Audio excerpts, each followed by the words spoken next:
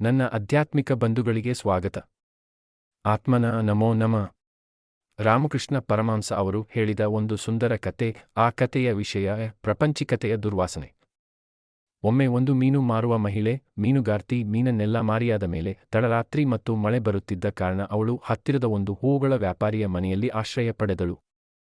ಆ ಮನೆಯಲ್ಲಿ ಎಲ್ಲೆಡೆ ಸುಗಂಧಭರಿತ ಹೂವುಗಳು, ಮಲ್ಲಿಗೆ, ಜಾಸ್ಮಿನ್, ಗುಲಾಬಿ ಇವುಗಳ ಸುವಾಸನೆ ತುಂಬಿತ್ತು. ಆದರೆ ಆಶ್ಚರ್ಯವೇನೆಂದರೆ ಆ ಮಹಿಳೆಗೆ ಆ ಸುಗಂಧದಿಂದ ನಿದ್ರೆ ಬರಲಿಲ್ಲ. ಅವಳು ಅಸಹನೆಯಿಂದ ಎಚ್ಚರ ಇದ್ದಳು.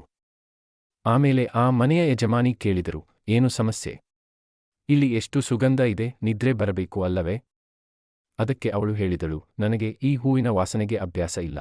ನಾನು ಪ್ರತಿದಿನ ಮೀನುಗಳ ವಾಸನೆ ಮಧ್ಯೆ ಇರುತ್ತೇನೆ. ಆ ವಾಸನೆ ಇಲ್ಲದೆ ನನಗೆ ನಿದ್ರೆ ಬರುವುದಿಲ್ಲ. ಆಗ ಅವಳು ತನ್ನ ಮೀನಿನ ಬುಟ್ಟಿ ತಂದುಕೊಡು ಎಂದು ಯಜಮಾನಿಗೆ ಹೇಳುತ್ತಾಳೆ. ಮನೆಯ ಯಜಮಾನಿ ತಂದು ಕೊಡುತ್ತಾಳೆ. ಅದರ ವಾಸನೆಯಿಂದ ಮಾತ್ರ ಅವಳಿಗೆ ಸುಖವಾಗಿ ನಿದ್ರೆ ಮಾಡುತ್ತಾಳೆ. ಈ ಕತೆ ಬಹಳ ಆಳವಾದ ಅರ್ಥವನ್ನು ಹೊಂದಿದೆ. ಇದರ ಸಾರಾಂಶ ಹೀಗಿದೆ.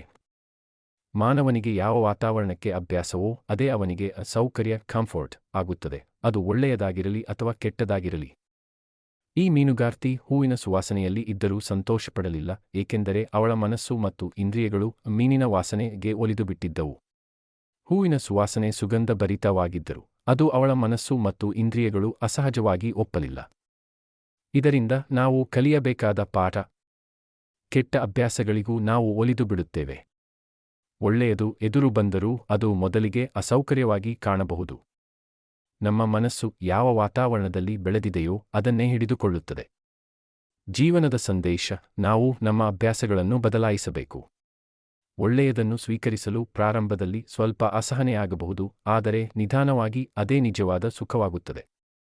ಈ ಕತೆ ಸಾಮಾನ್ಯವಾಗಿ ಆತ್ಮಜ್ಞಾನ ಮತ್ತು ಸಂಸ್ಕಾರಗಳ ಬಗ್ಗೆ ಹೇಳಲು ಬಳಸಲಾಗುತ್ತದೆ. ವಿಶೇಷವಾಗಿ ರಾಮಕೃಷ್ಣ ಪರಮಹಂಸ ಅವರು ಹೇಳಿದ ಉದಾಹರಣೆಗಳಲ್ಲಿ ಇದೊಂದು ಪ್ರಸಿದ್ಧ ಕತೆ.